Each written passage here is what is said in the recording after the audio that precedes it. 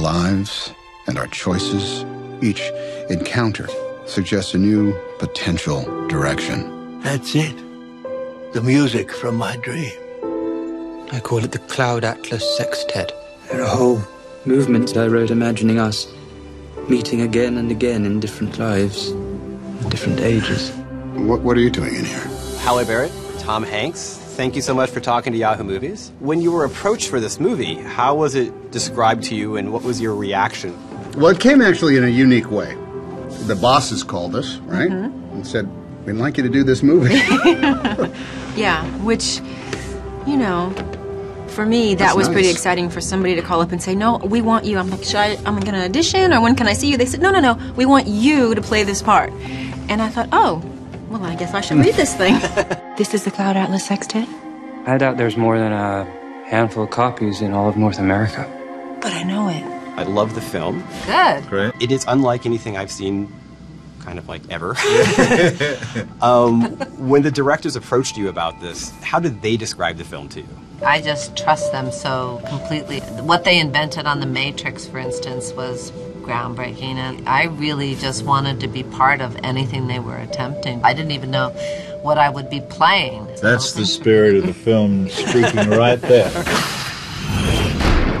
Like everybody else, including David Mitchell, who'd written the book, I assumed it was unfilmable. It didn't seem like something that could translate to the screen. To read the incredible script that Andy and Lana and Tom had managed to make, they made it into something that had to be now filmed. It's a fantastic sort of symphony. It's a great ride. It speaks about the cyclical nature of humanity and the way in which we keep doing the same things again and again, and you've got to make choices to kind of break out of things. And all that and more.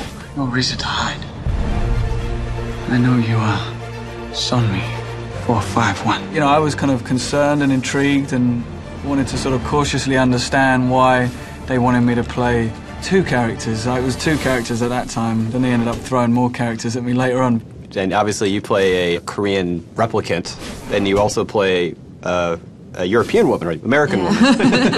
And the two characters connected to each other, I think. And so it was not so hard to get into the characters. I've played some out there characters, but certainly I've never played a man before. I just remember him just transforming me in half an hour into a Korean man. People would be having makeup tests while you were sort of shooting and coming in to get approvals from Andy and Lana or Tom or whatever.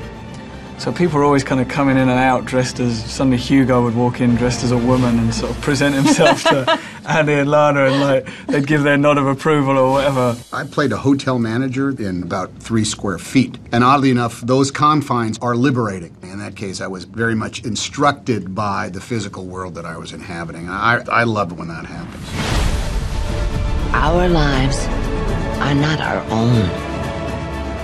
We are bound to others, past and present. They're saying, look, there is a reason that you're playing the roles that you are playing, is that, in my case, there is an evolutionary connection between each one of them. It seemed like every day we went to work, we were told by our directors that we were shooting the most important scene of the movie that day. And I said, wait, that's what you said yesterday. He says, because it was true then as well. Don't you get it? And we finally got it. There is a natural order to this world, and those who try to upend it do not fare well.